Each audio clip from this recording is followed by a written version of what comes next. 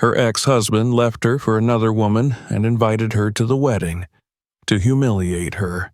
He forced her to go on stage, but she took the microphone and the whole hall fell silent. No one expected what happened next. Subscribe and write in the comments where you're watching from. The scent of pine wood and lingering smoke always reminded Aaliyah Brooks of her childhood home in southwest Atlanta. There, among the narrow porches and the rhythm of passing trains, she had first discovered her voice. Not just any voice, but the kind that made people stop mid-conversation and look up, eyes glassy, hearts strangely moved. Her mother used to say, "Girl, you got God in your throat," a compliment wrapped in faith and pride. Her voice wasn't just a gift, it was her identity, her lifeline, the one thing that made her feel whole in a world that never fully knew where to place a woman like her. Now, at 32, that voice rarely left her lips. Her apartment was modest, tucked between an overgrown lot and a shuttered hair salon, where a crooked sign still read "Glory and Shine." She lived alone. Even the shadows in her hallway felt quieter these days, like they'd learned to whisper instead of speak. The few records she hadn't sold lined the wall beside her small reading chair. Sarah Vaughan, Nina Simone, and her favorite, a faded live vinyl of Abby Lincoln singing "Throw It Away." That record, in particular, felt like scripture. Once upon a time, Aaliyah had filled church halls and college lounges with her sound, her voice melting into acoustic guitars and upright pianos, a soft storm of soul and clarity. She had sung barefoot beneath summer stars, on stages no wider than a porch step, and in front of audiences that had no idea they were about to be transformed. There had been a time, not too long ago, when she believed music would carry her across the world. Then she met Thomas Harding, and everything changed. She'd been 23 when they met.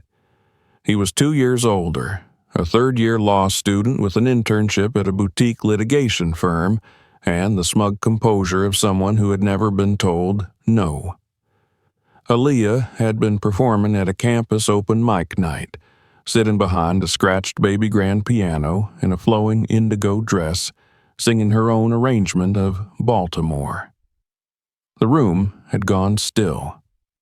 Thomas had stood in the back, arms crossed, watching her with an intensity that unsettled her, until, after the show, he approached with a smile and a compliment that didn't feel rehearsed. They began dating a week later. In the beginning, he was attentive. He listened to her songs like they were sermons. He memorized the names of her favorite artists, took her to record stores, and asked thoughtful questions about lyrics she'd written years earlier. Aaliyah, raised on caution and boundaries, found herself letting them slip. With Thomas, she imagined something that felt rare: ease. He seemed solid, promising, and ambitious in ways that made her feel safe. He talked about the future as though it were a house already framed, just waiting for the finishing nails. And in his vision, she had a room. For the first time, she allowed herself to believe that maybe, just maybe, she could have both love and music. That illusion didn't shatter overnight. No, it cracked slowly, quietly, over the course of 5 years. When she received an invitation to tour with a respected jazz ensemble, something she'd dreamed of for years, Thomas had listened, nodded, and then said, "But wouldn't that mean we'd be apart for months?"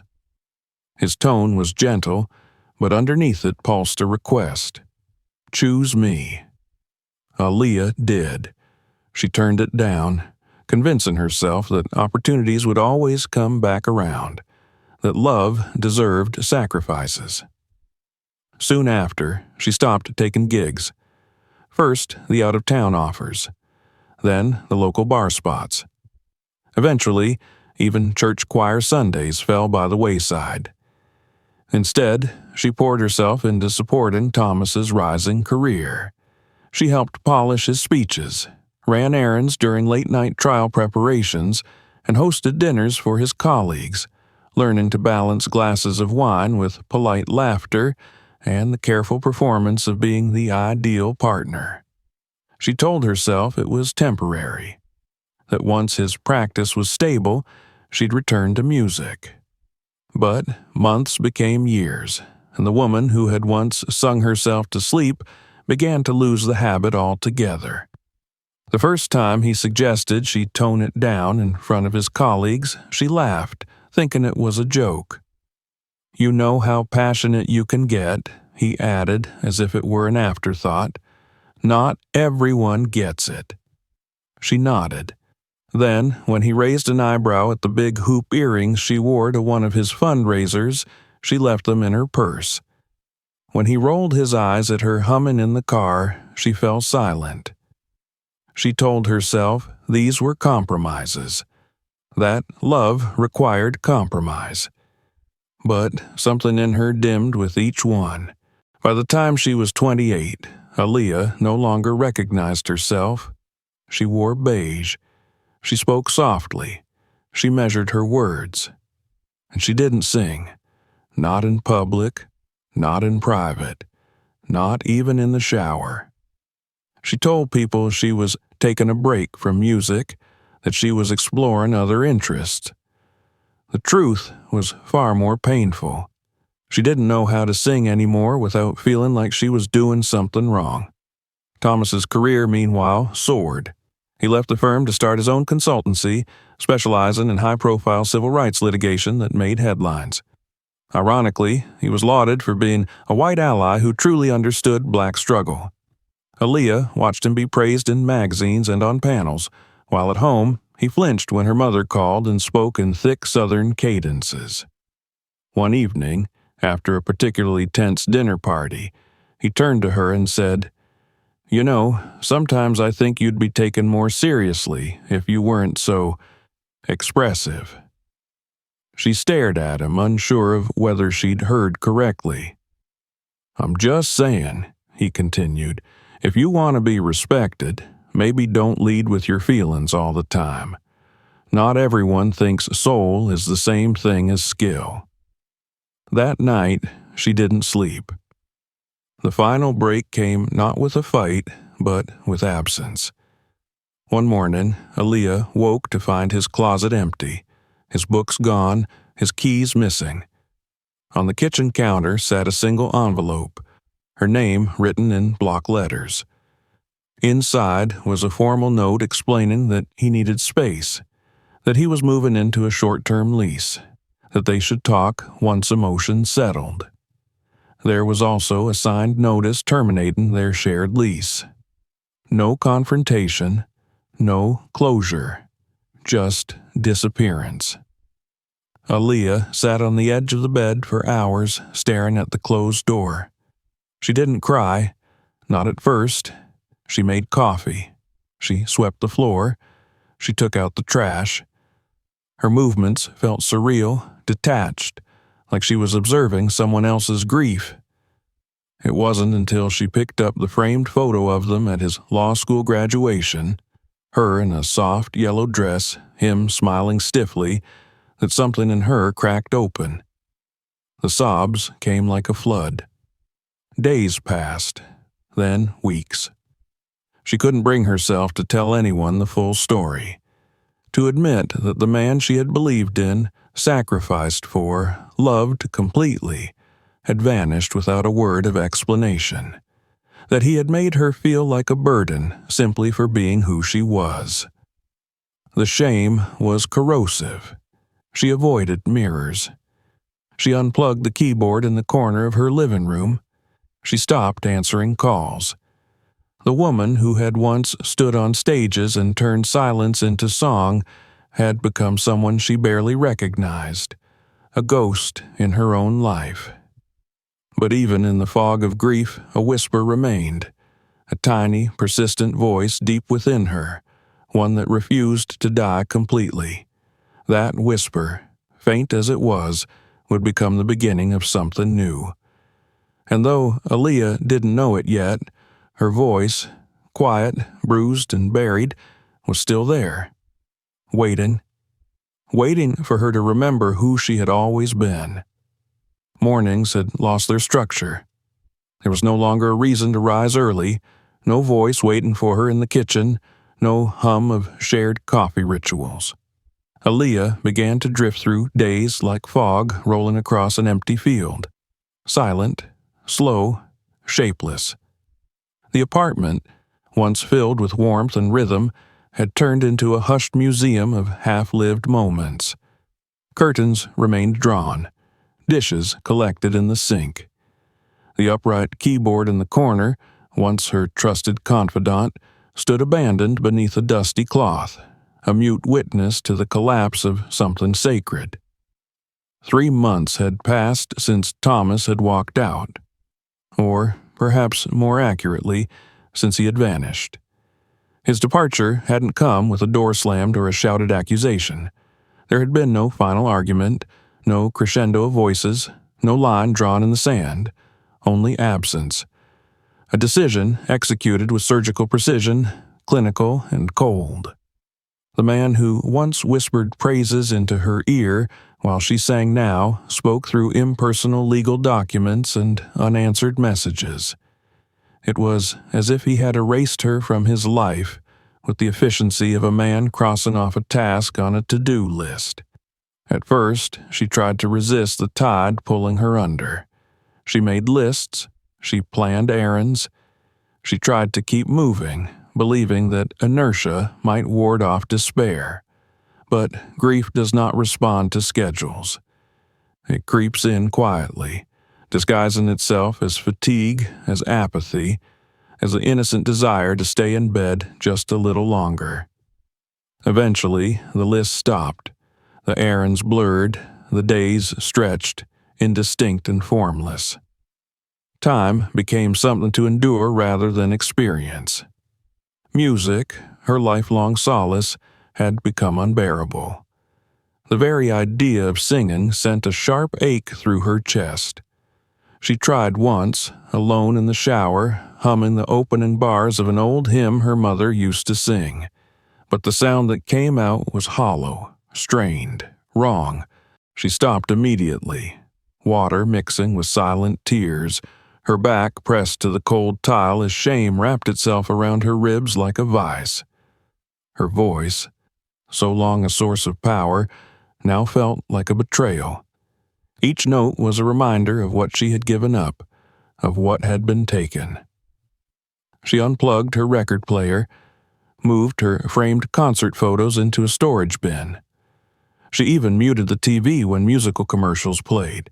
It was easier to live in silence than risk confronting the enormity of what had been lost. The silence wasn't peaceful. It was loud in its own way, filled with unsaid things, with melodies that used to come unbidden, but now stayed locked inside her chest. It was during this time that Keisha began to come by more often. Keisha, with her cinnamon brown skin and wild, spiraling curls, had been her best friend since college. A dance instructor by trade and a force of nature by personality, Keisha never asked permission to care. She barged into Aaliyah's life without ceremony, bringing groceries, folding laundry, opening blinds as if she had a right to do so. She never asked Aaliyah how she was doing. She didn't need to. She saw it in the unwashed dishes, the dark circles, the flattened eyes. But Keisha knew something else too, something Aaliyah had almost forgotten. She knew the woman Aaliyah had once been. "You don't have to sing," Keisha said one day, setting down a bag of takeout with a flourish, "but you also don't have to disappear." Aaliyah didn't answer. She simply stared at the bag, her appetite lost long ago. "There's an opening at the Arts Center," Keisha continued, unbothered by the silence. "They need someone to teach beginner vocals, just one class with kids." Aaliyah blinked. The thought of a classroom, of children with bright eyes and endless questions felt overwhelming. She hadn't been around people, let alone children, since the breakup. The idea of standing in front of anyone, let alone trying to guide them through something she could no longer do herself, made her stomach twist. "I can't," she said quietly. Keisha didn't press. She simply nodded, took a bite of her lo mein, and changed the subject to the latest ridiculous drama unfolding at her studio. But the idea lingered, refusing to fade. That night, Aaliyah dreamed of a child with no face, standing in a sunlit room, asking her, "Why don't you sing anymore?" She woke with her hands clenched into fists and the echo of the question reverberating in her chest. The next day passed without incident, then another, then a week. But the dream returned, night after night, until finally, out of restlessness more than resolve, Aaliyah called Keisha and said, "Fine, one class." The art center was tucked into a repurposed church building, its walls painted in cheerful colors and lined with children's drawings. The scent of glue sticks and tempera paint hung faintly in the air. Aaliyah stood in the doorway of the vocal classroom, clutching her notebook like a shield, her heart pounding against her ribs like a warning drum.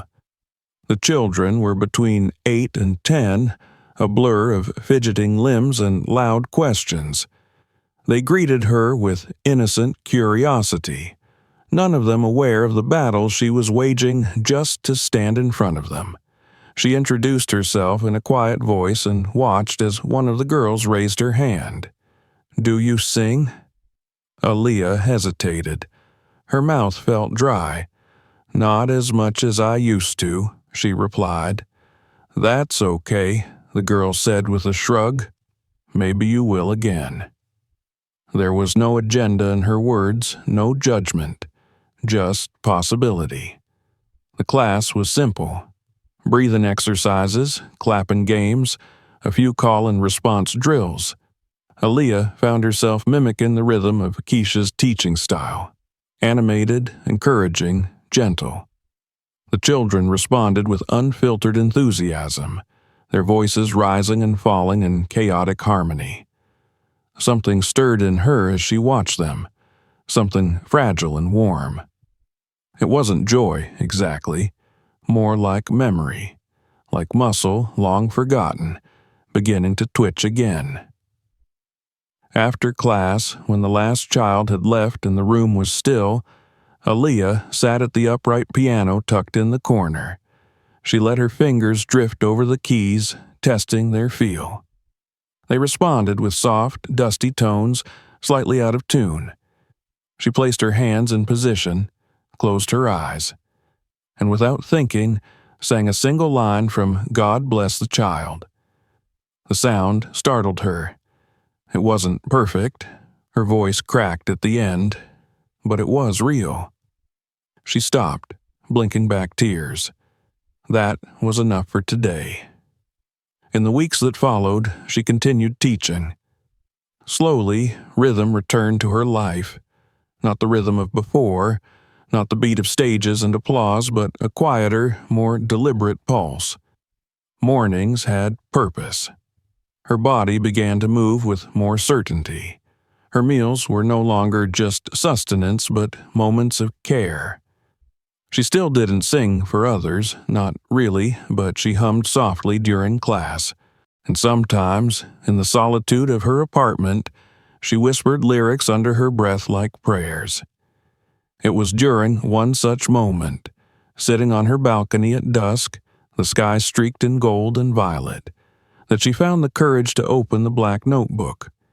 It had been a gift from her mother years ago, its pages filled with song ideas, unfinished verses, and hastily scribbled melodies.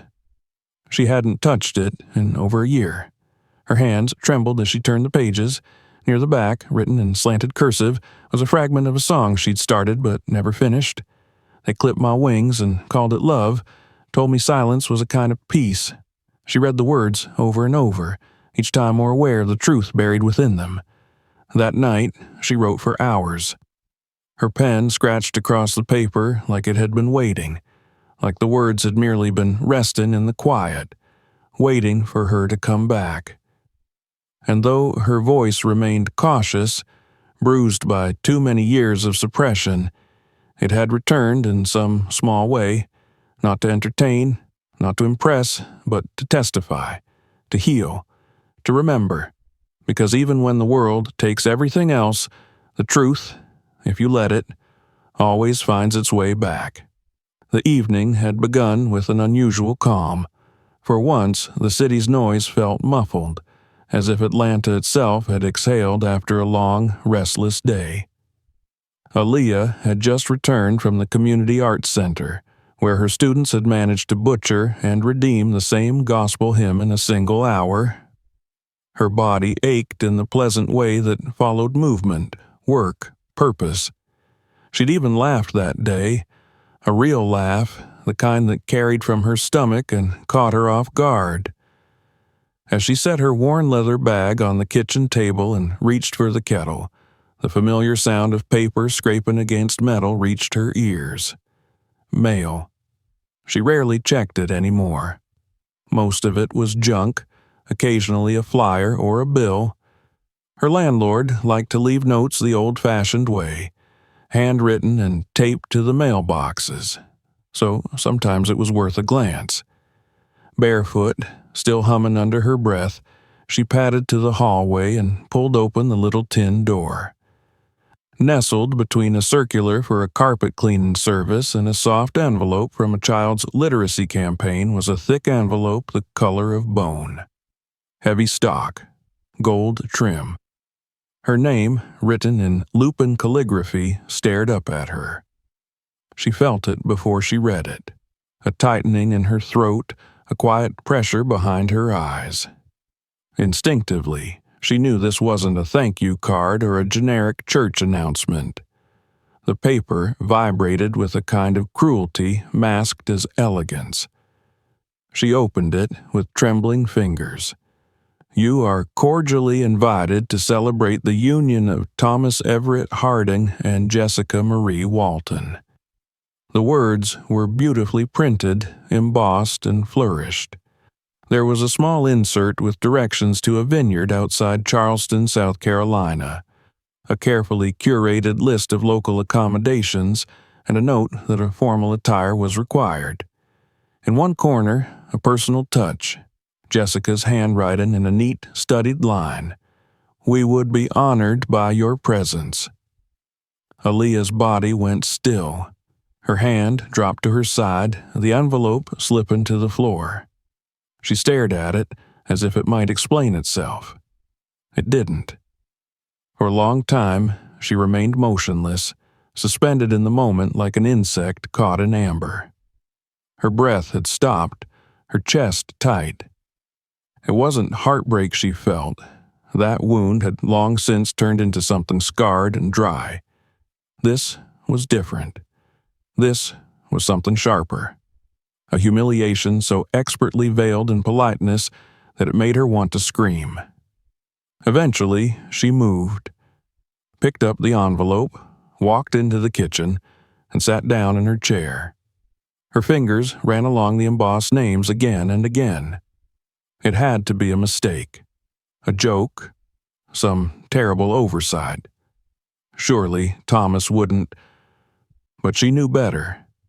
If there was one thing Thomas Harding excelled at, it was performing grace while hiding the blade.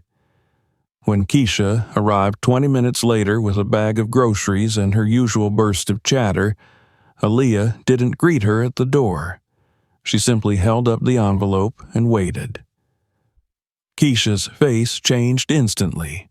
She took it, read silently, then let out a slow, disbelieving exhale. You've got to be kidding me, she said. This is a stunt. Aaliyah didn't answer. Her mouth felt dry, her throat coated in the chalk of disbelief. They're not inviting you out of kindness, Keisha continued, placing the envelope on the table like it might bite her. They want you to show up and feel small. That's what this is. I know, Aaliyah whispered. Then we're not going. There was something fierce in Keisha's voice, like the protective heat of a sister denied. "We're going to burn this thing and forget it ever existed." But Aaliyah didn't move. She stared at the envelope as if it were a mirror, reflecting every compromise she had made, every truth she had swallowed, every silence she had endured. Her mind flicked back to the moments when she had sat in that same chair, waiting for Thomas to come home. To the nights she had told herself he was tired, stressed, under pressure. To the time he said Jessica was just a colleague, and laughed at the idea that Aaliyah felt insecure. She had known even then, in the pit of her gut, that Jessica Walton was not just a passing presence. She had seen the way Thomas straightened his back around her, how his voice shifted ever so slightly, adopting the clipped tones of a man trying to impress. Keisha crossed her arms, watching her. "Do you want to go?" Aaliyah didn't answer. The next few days unfolded in a haze. She kept teaching. She smiled when necessary, but the invitation gnawed at her like a loose tooth, constant, irritating, impossible to ignore. She would wake up thinking about it, go to sleep replaying every conversation she'd ever had with Thomas, dissecting the motivations behind the invitation.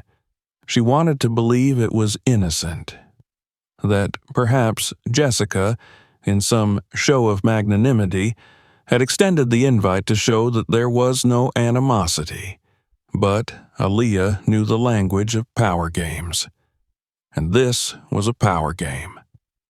One night, she stood in front of her bathroom mirror, the envelope resting on the edge of the sink. She studied her face, the hollows beneath her eyes, the strength returning to her shoulders, the unfamiliar calm in her posture. She realized that it had been months, maybe years, since she'd looked at herself without flinching. What would happen if she went? Not as a ghost, not as a footnote, but as herself. She remembered her mother's voice then, soft, low, full of certainty. "If someone calls you to witness your own funeral, make sure they see you living." It wasn't about revenge, not really. It wasn't even about proving anything to Thomas or Jessica. It was about standing in a place where she had once been buried and breathing freely. She picked up the envelope. "I'm going," she said aloud, to the mirror, to the past, to her own uncertain reflection. And once the words were spoken, she felt the first thread of her old self wind its way back into her chest. The next week was spent in deliberate preparation. She didn't rush. She didn't panic. She moved with the grace of a woman reclaiming her shape. Her first task was practical, finding something to wear. The old performance dresses in the back of her closet were dusty, forgotten. She pulled out one she'd never worn, soft gold with a flowing silhouette. It had felt too bold once, too loud, but now it gleamed under the light like a second skin. At the tailor's, she watched as the woman pinned the fabric to her waist, tucking and shaping.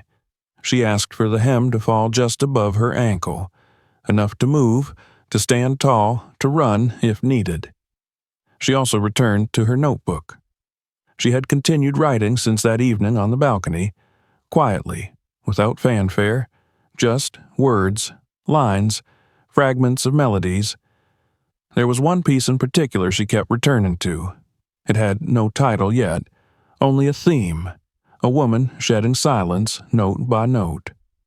In the quiet nights before the wedding, she sat at her kitchen table and refined it, adjusted the phrasing, played out the chords on her long silent keyboard. Her voice, though hesitant, had begun to return in moments. Not the grand, stage-filling voice of her youth, but a voice tempered by survival, one that knew ache and still chose beauty. The night before the trip, Keisha came by with a bottle of wine and a playlist called Break His Ego. But when she saw the look on Aaliyah's face, serene, focused, she put the speaker down and simply sat beside her. "You're sure?" Aaliyah nodded. I'm not going for them. No, Keisha said. You're going for her. She meant the version of Aaliyah that had once believed she wasn't enough, that had curled into herself to fit someone else's shape. Aaliyah smiled. I'm going for me. And this time she believed it. Charleston welcomed her like an old southern ghost, all magnolia air and slow, sticky heat.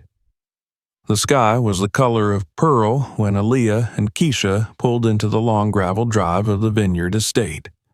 The main house, a sprawling antebellum structure with pale blue shutters and arched verandas, sat perched at the top of a gentle hill, framed by weeping willows and rows of grapevines that ran like green veins across the landscape. It was the kind of place that appeared on lifestyle magazines, curated and perfectly lit, the backdrop for a wedding meant to impress. And it did impress, if one measured life in columns and pedigrees. Keisha parked their rental car just off the circular front drive, behind a string of black sedans and luxury SUVs, the kind of vehicles that didn't need introduction. Aaliyah sat in silence for a moment, eyes fixed on the house. Despite everything, she had slept well the night before, her body carried by a steady current of resolve. But now, with the air heavy on her skin and the scent of money woven into the roses lining the walkway, her certainty began to waver. She wasn't sure what hit her harder, the extravagance or the familiarity of it. Keisha looked over, her sunglasses perched on her nose like armor. You good? Aaliyah nodded, though her throat tightened around the motion. As I'll ever be. They stepped out of the car. The gold dress Aaliyah wore swayed gently around her ankles. She'd pinned her hair into a low, elegant bun, a small braid running along her temple. She wore no necklace, no earrings, just a simple bracelet her mother had given her, a reminder of something older than heartbreak. Keisha, in a dark green jumpsuit with a plunging neckline, walked beside her like a bodyguard made of grace and steel. Inside, the air was chilled, the kind of cold you only find in wealth. A white-gloved server offered them champagne flutes before they even reached the main hall. Aaliyah accepted one out of reflex and sipped carefully, letting the crispness ground her. They followed the flow of guests down a wide corridor lined with photographs of past vineyard events, charity galas, political fundraisers, an anniversary party for someone's senator father. The walls whispered legacy. The ceremony had already taken place earlier that day, a small affair at a church nearby. What remained now was the reception, the performance. Tables stretched across the open courtyard behind the house, long wooden planks adorned with ivory linen and bursting arrangements of blush roses, peonies, and greenery. Overhead, strings of Edison bulbs crisscrossed from tree to tree, ready to glow when the sun dipped low. A quartet played softly in the background, offering a genteel version of Norah Jones. They moved toward their assigned table, a discreet spot near the edge of the courtyard, close to the makeshift dance floor. Aaliyah was grateful. She didn't want to be in the center of anything. She just wanted to get through the evening with her dignity intact. People glanced at her as she passed, some curious, others indifferent. A few recognized her, though they said nothing. Perhaps they had heard her sing years ago, or seen her name once attached to some community event Thomas had used for PR. No one approached. No one needed to. Their gazes said enough. They knew who she was, and more importantly, they knew who she wasn't. Thomas appeared like a shadow she hadn't seen forming. He was talking to a group of guests near the main table, laughing in that controlled way he had perfected, one hand tucked casually into his pocket, the other gesturing as he spoke. He wore a cream suit, no tie, a lavender boutonniere pinned to his lapel. He looked leaner, sharper, as if success had shaved off whatever softness had once lingered in his frame. When his eyes met hers, the smile faltered just for a moment. Then it returned, practiced and polite. He raised his glass in a subtle gesture, acknowledgement, perhaps gratitude. She inclined her head slightly, then looked away. She didn't look for Jessica. She didn't need to. Jessica found her anyway. Later, after the first round of toasts and a brief, stiff-lipped speech from Thomas's father, Jessica approached their table with a smile so bright it nearly hurt to look at. She wore a champagne-colored gown that clung to her like a whisper, her blonde hair in a low chignon, makeup flawless. She looked like the ending of every story Aaliyah had been told she wasn't part of. "Aaliyah," she said, her voice cool and perfectly measured. "I'm so glad you came." Aaliyah stood slowly. "Thank you. Congratulations." Jessica gave a small, approving nod. "It means a lot to Thomas, I think, that you're here." A beat passed.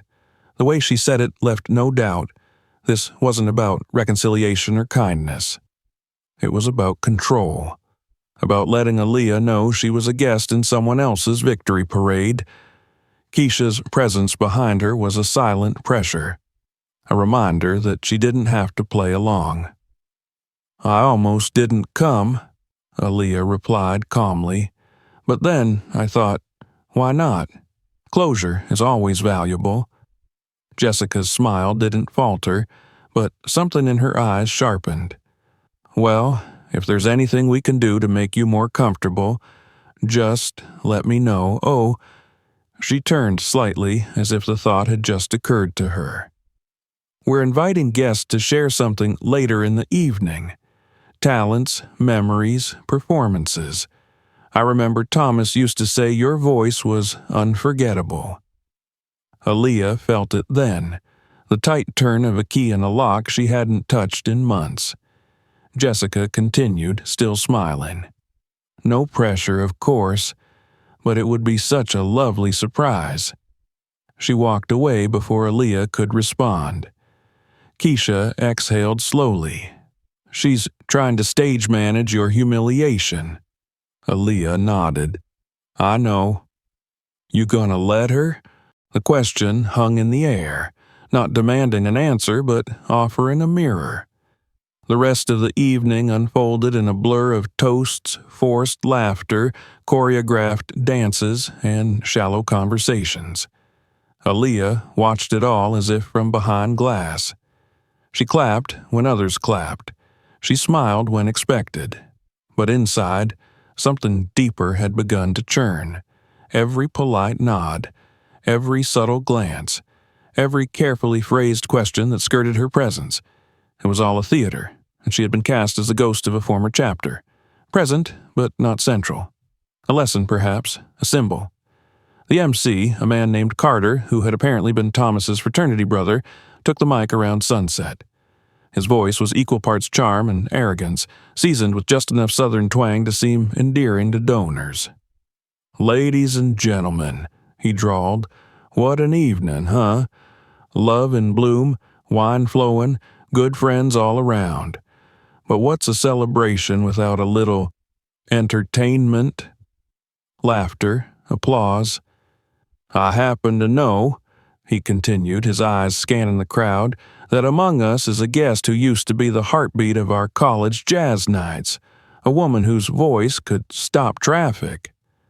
Aaliyah's heart slammed against her ribs. Keisha stiffened beside her. "Now, I don't want to put anyone on the spot," Carter said, clearly lying, "but Miss Aaliyah Brooks, would you do us the honor of sharing a song with us tonight?" The crowd turned. Faces turned. Even the air seemed to pause. Aaliyah looked down at her hands. Her knuckles were white around the stem of her wineglass. "You don't have to," Keisha said softly. "You owe them nothing." But Aaliyah didn't feel the same pressure as before. Not entirely. There was a flicker, small, persistent, of something else. a knowing. She glanced up and found Thomas watching her, his expression unreadable, not mocking, not pleading, just waiting. Jessica sat beside him, one hand resting lightly on his forearm, her lips curled in a half-smile. Aaliyah turned to Keisha, who met her gaze without words. Then she rose. Not for them, not to entertain, not to prove, but because her voice was no longer something to be buried. She walked toward the microphone. The string lights had begun to glow overhead, turning the courtyard into a warm constellation. The MC stepped aside with a grin. Someone in the crowd murmured her name. She took the mic, let the weight of it settle in her hand. "I'd like to sing something of my own," she said, her voice steady, clear. No piano, no backing track. Then she closed her eyes and began. The first note rose slowly, shaped by breath, colored by every ache she had ever carried. It wasn't polished, it wasn't showy, it was honest. And before the first verse had ended, the courtyard was silent. There was a strange kind of silence that followed a moment like that. Not the absence of sound, but a suspension of time itself. As Aaliyah stood beneath the string lights, holding the microphone in her hand, she could feel the weight of the room bending around her.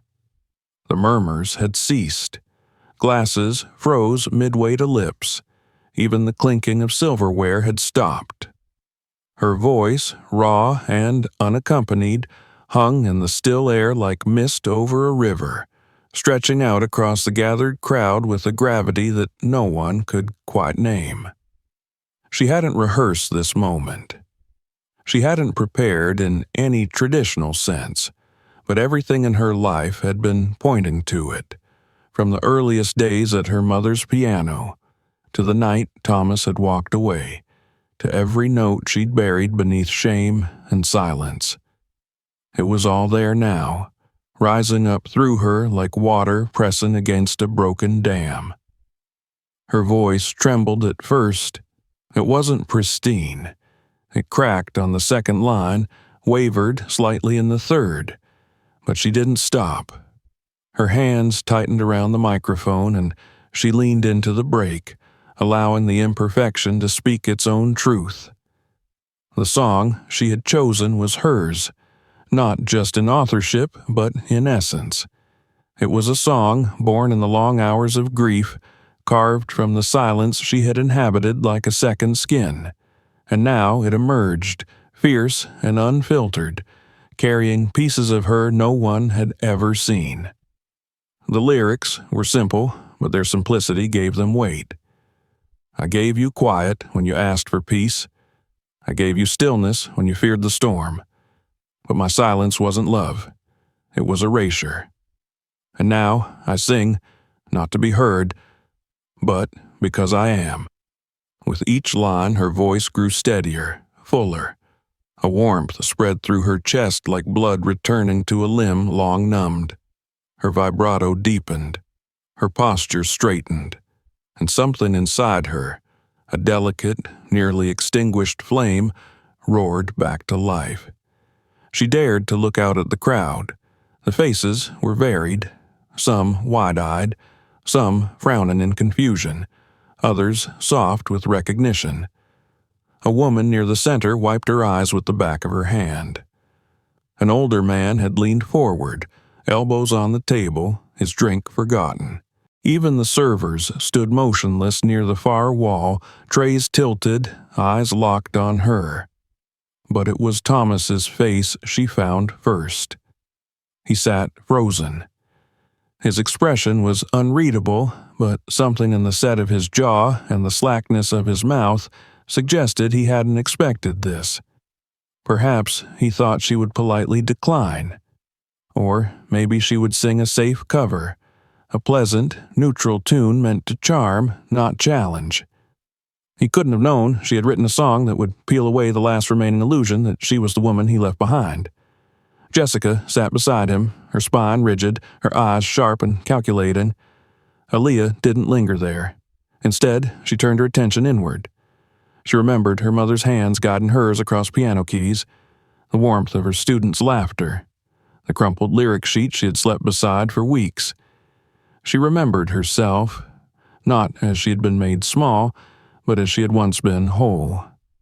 The final verse arrived, and she let it carry her. You called me wild, and I believed you. You called me too much, and I shrank. But I am not a cage for your comfort. I am a storm with a name. When the last note faded, it did not vanish. It hovered, reverberating off wine glasses and into the spaces between every breath. No one moved. For a long moment, there was only stillness, a collective intake of air waiting to be released. Then, without cue, the applause began. It started at the edges, soft clapping from one or two tables. Then it spread. Chairs scraped back as guests stood, their hands rising, clapping louder, then louder still. It wasn't the obligatory applause of politeness. It was something deeper, something born from a place that words didn't quite reach. Aaliyah stood, blinking in the sudden onrush of attention. Her chest heaved, her hands trembled. She hadn't expected this, not the ovation, not the release, not the overwhelming sense of arrival. Keisha reached her first. She had pushed her way through the crowd with tears in her eyes, arms open wide. You did it, she whispered, wrapping Aaliyah in an embrace that felt like shelter and celebration all at once. You took it all back. Aaliyah nodded, unable to speak. Her throat was raw, but not from strain, from truth. When she stepped down from the stage, hands reached out to touch her arms, her shoulders. Strangers offered kind words. Some said nothing, only pressed her fingers with quiet reverence. One woman, perhaps in her 60s, took her hand in both of hers and said, "That wasn't a performance. That was resurrection." Thomas was nowhere near the stage, but eventually he came. She saw him moving through the crowd with deliberate slowness, his face drawn, his mouth working silently. He approached her near the edge of the garden, away from the main cluster of guests. For a moment, neither of them spoke. Then he said, "I didn't know you could still sing like that." It wasn't a compliment. Not exactly. It was a confession of ignorance. Aaliyah studied him. He looked older than she remembered, or perhaps just more human. The mask of curated success had slipped, leaving behind a man who seemed suddenly aware of how much he had missed. "I never stopped," she said. Thomas opened his mouth, then closed it. He looked down at his shoes. "I was wrong," he murmured. "Back then, about so many things." Aaliyah exhaled. "Yes, you were. I didn't mean to break you, but you did." He nodded, slowly, as if the words were being soldered into him bit by bit. "I'm sorry," he said finally. She looked at him, really looked at him, and for the first time in a long time she felt no sting, no desire to hurt him back, just a clear, still understanding. "It's not about us anymore, Thomas," she said. "It never really was." He seemed to accept that. He stepped back with a nod and didn't offer more. He turned and walked away. Jessica didn't approach her. She remained at the table, surrounded by family and friends, eyes narrowed, hands folded.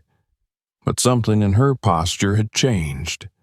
The confident tilt of her chin had softened. She looked like a woman who had seen a mirror held up to a truth she hadn't expected. Aaliyah returned to Keisha, to the warmth of the few who knew her beyond the past. As the evening wore on, more guests approached. A man in his 50s introduced himself as a music venue owner from Manhattan. His name was Michael Harris, and he had once managed jazz legends. He spoke with reverence, not pitch. "I wasn't expecting to be moved tonight," he said, "but that was something else." She thanked him politely. "I'd like to offer you a night," he said. "My place, the Blue Room. You'd have the stage, no conditions, just your voice." Her breath caught. It wasn't fame he offered, not promises or contracts, just a stage and the space to tell her story. She didn't answer immediately. She let the possibility settle inside her. "I'll think about it," she said, but they both knew she would say yes. Later that night, when the sky had gone navy and the stars blinked gently overhead, Aaliyah found a quiet bench at the edge of the vineyard. The buzz of celebration drifted behind her like a tide going out. She sat, hands folded in her lap, the bracelet from her mother catching moonlight. And she smiled. Not because the pain had vanished, but because it had finally found its voice. And now, so had she. It was the absence of noise that struck Aaliyah first, not the hush of anticipation like she had felt before the song, nor the reverent stillness that had followed her final note, but a different kind of quiet, the one that comes after something unspoken has been released into the world and cannot be taken back. A quiet where something ended and something else began. She lingered near the edge of the stage, still holding the microphone in one hand, the other curled loosely at her side. The crowd had finally begun to move again, voices rising into cautious conversation, glasses clinking, laughter returning in polite bursts. But the energy had shifted.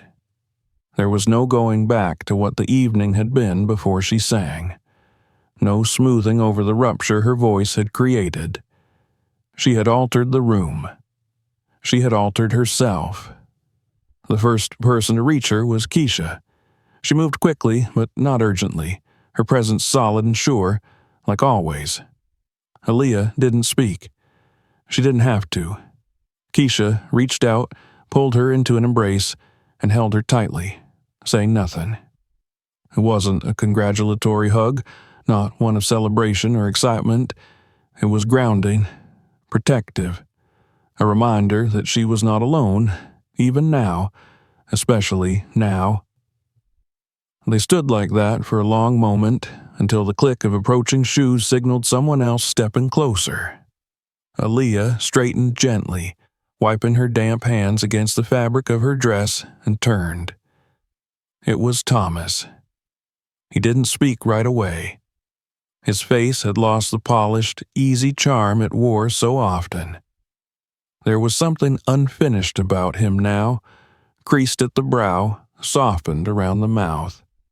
His hands fidgeted slightly at his sides, fingers brushing each other in a rhythm that belied his discomfort. She waited.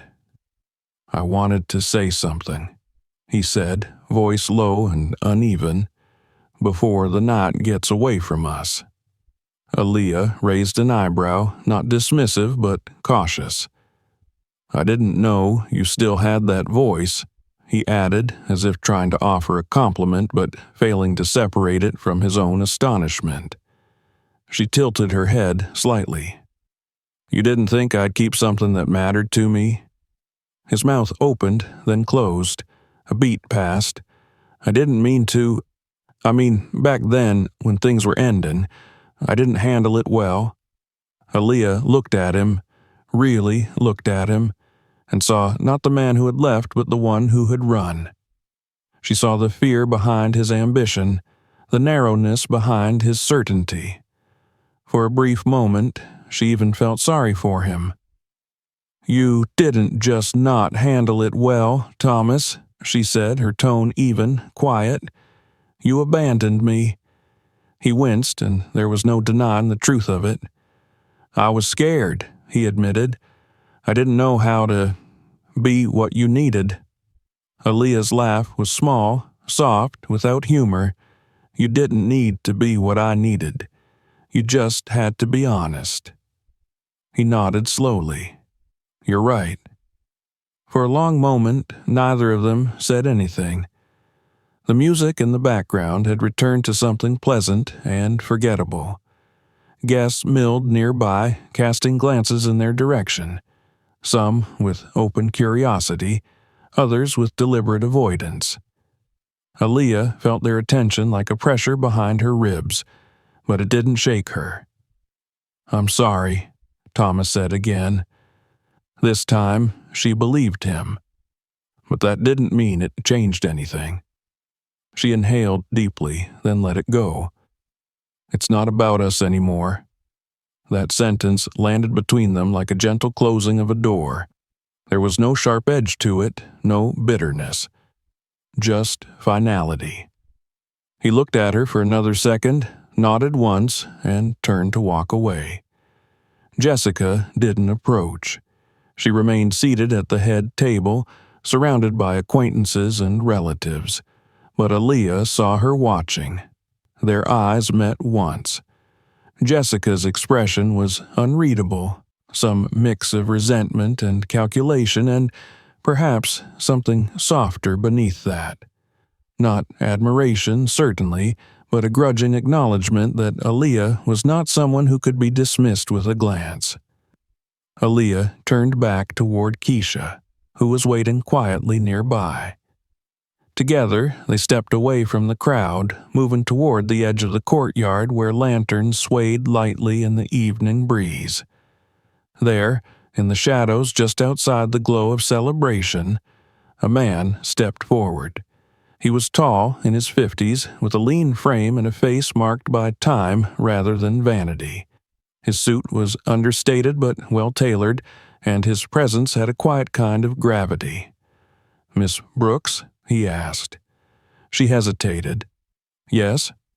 I'm Michael Harris. I was a guest of the bride's uncle, but more importantly, I run a place in Manhattan called the Blue Room."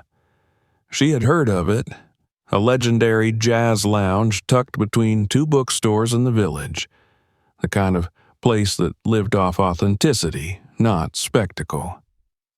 "I wasn't expecting a performance tonight," he continued, "but what you did, it wasn't just music. It was something else."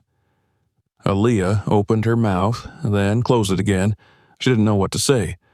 "I'd like to offer you a night," he said, "at the Blue Room. Headliner, one set, no restrictions." She blinked. "Seriously?" He nodded. "Your voice deserves a room. That's all I can offer. No strings." Keisha grinned behind her. "Girl, say yes." Aaliyah looked between them, something inside her pulsing fast and bright. She smiled. "I'd be honored." He gave a polite nod, handed her a card, and walked away, disappearing into the crowd as quickly as he had come. Later, when the night had settled into the final stages of its unraveling, guests stumbling toward cars, servers gathering empty glasses, music fading into ambient echoes, Aaliyah found herself alone near the edge of the vineyard. The moon hung low in the sky, casting silver over the rows of vines. The stars above twinkled without urgency. Somewhere far behind her, Thomas and Jessica were beginning their life together, bound by spectacle and appearance. But here, under the open sky, Aaliyah felt untethered in the best possible way. She pulled out her phone and opened a new message thread. Her thumb hovered over the screen for a moment, then began to type. "Guess who sang tonight?" She stared at the words, then hit send. The reply came within minutes. "I knew you would. The voice never leaves. It just waits." Aaliyah smiled, tears stinging her eyes. For the first time in years, they didn't hurt. They felt clean. She wasn't a wound anymore. She wasn't a shadow. She was a voice, and she was ready to be heard. A month passed like a breath held underwater. Every morning, Aaliyah would wake up wondering whether that night at the vineyard had actually happened, whether the applause and the quiet offer from Michael Harris were figments of her imagination, a dream stitched from pain and longing. But then she'd look at the email confirmation from the Blue Room, neatly archived in her inbox. She would see the music sheets on her desk, the fresh ink, the worn keyboard brought back into her living room, And she would remember. It was real. It had happened. And now, something entirely new was waiting to begin. The days leading up to the performance unfolded with quiet purpose. Aaliyah didn't rush. She didn't scramble or panic. She moved through her routines with the same calm certainty she had felt stepping onto the stage at the wedding. There was work to be done. Technical work, vocal exercises, rehearsals, and she met each task with the seriousness of someone who knew exactly what she was stepping into. This was not a comeback. She was not interested in returning to a former version of herself. This was a beginning, and beginnings deserved reverence. She returned to the Arts Center, but now her lessons were tinged with a new energy. The children sensed it before she said anything. They watched her more closely. They listened harder. When she demonstrated a note, her voice rang out richer, fuller. One of her students, a boy named Devin, who usually refused to sing above a whisper, looked up at her after class and asked, "Miss Brooks, did something happen to your voice? It sounds free." She smiled, pressing a hand over her heart. "Yeah, Devin, something did." Evenings were spent writing, not just lyrics, but full arrangements. She reached out to an old pianist friend from her college days and asked if he'd be willing to accompany her at the Blue Room. He said yes, without hesitation. The two of them spent long hours together, testing keys, exploring harmonies, making changes that felt less like revisions and more like exhalations. It came easily, like music remembered rather than invented. Her voice settled into the songs as if it had never left. One evening, she stood alone in her apartment, looking at herself in the mirror. Not the one above the bathroom sink or the cheap square on the bedroom door, but a tall standing mirror her mother had once used for fittings.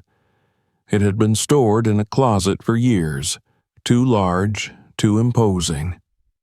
Now it stood by her front window, bathed in the golden light of early evening. She wore a black satin dress, simple and elegant, with a soft, structured neckline. Her hair was swept back. No excessive jewelry, no forced glamour, just her. She turned sideways, then straightened, then met her own gaze head-on.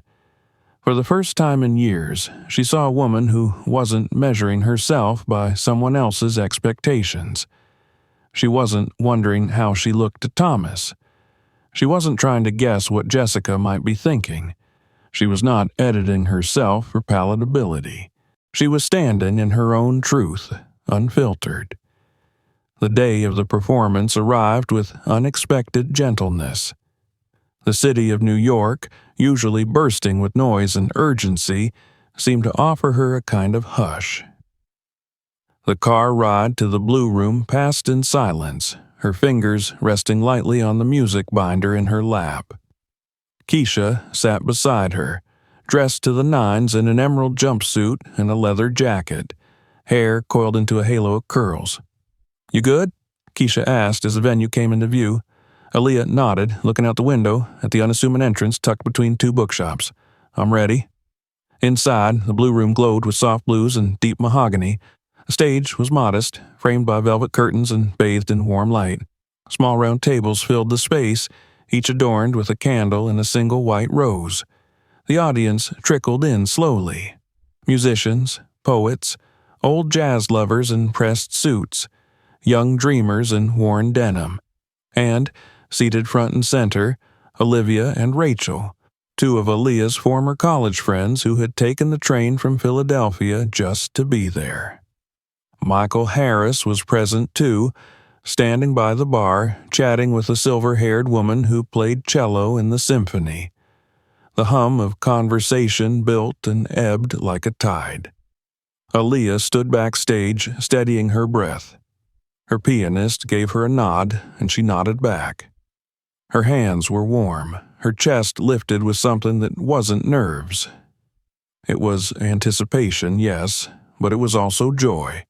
Not the anxious, needy kind of joy that depended on approval, but the quiet, burning kind that knew itself fully. The house lights dimmed. A soft applause rolled through the room, and then the stage lights brightened, framing her in gold. She stepped forward. "Good evening." Her voice, even without amplification, carried through the room. "I'm Aaliyah Brooks. Thank you for being here," the pianist began. The first few chords drifted into the space like smoke curling in still air. She closed her eyes for a breath, then opened them and began to sing. The song she chose for the opening was new, written in the weeks after the wedding.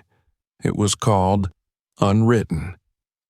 The lyrics traced a journey from self-erasure to reclamation.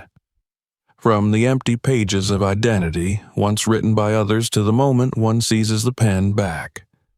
Her voice rang out low and rich, rising with each verse, layered with nuance. By the second chorus, the audience was still. Not stiff, immersed. She moved from unwritten into Mother's Mirror, a tribute to the lessons she had absorbed from a woman who had taught her that a voice wasn't just about sound, but truth. She sang of kitchen counters and softly humming lullabies, of broken radios and stitched hems and strength passed through generations like a song hummed into the next breath. Somewhere during the third song, The Shape of Stillness, a man near the back began to cry. By the time she closed the set with Storm with a Name, the room was holding its collective breath. The last note hovered in the air for a full 5 seconds before dissolving. And then the applause came. Thunderous, sustained. Some rose to their feet immediately. Others joined moments later. It wasn't uniform. It wasn't choreographed. It was organic, genuine, blooming from each table like wildflowers finding sunlight. She smiled. Not the small, rehearsed smile she had worn in past performances, but a full one, wide and unrestrained. Her chest swelled with something she couldn't name but didn't need to. It was hers.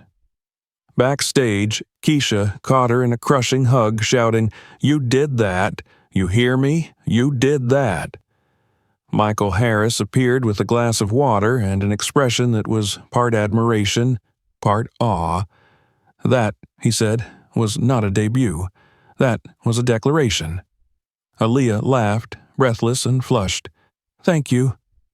Later that night, long after the final guest had left and the last candle had burned low, Aaliyah stood alone on the stage. The room was quiet again. Not empty, but resting. She looked out at the vacant chairs, the scattered napkins, the faint scent of wine and applause still hanging in the air. She thought of the girl she used to be, the girl who had hidden herself behind a man's shadow, the woman who had swallowed her voice to be more acceptable, more manageable, more digestible. She thought of the silence that had nearly devoured her, and she thought of the song that had pulled her out.